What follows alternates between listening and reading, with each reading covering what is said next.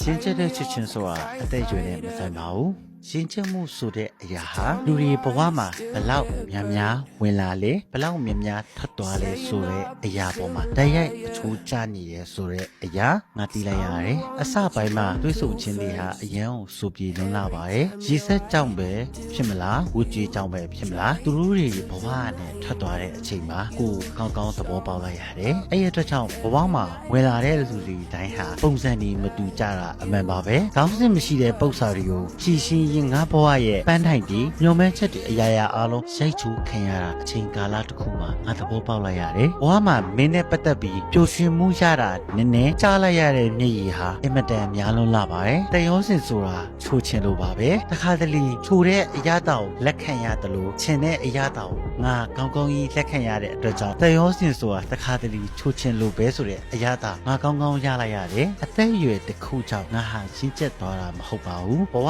တည်းမှာသင်ခန်းစာမျိုးစုံပေးတဲ့လူတွေအတွက်ကြောင့်ရှင်းချက်မှုဆိုတဲ့အရာဖြစ်ပေါ်လာတာမှန်ပါတယ်အဲ့ရအတွက်ကြောင့်ရှင်းချက်မှုတွေဟာအသက်အရွယ်ကြောင့်တရက်အထူးမကြပေမဲ့ပြီးခဲ့တဲ့သင်ခန်းစာများစွာကြောင့်ငါဟာပြုံးပြုံးကြီးနေနိုင်ခဲ့တာပါ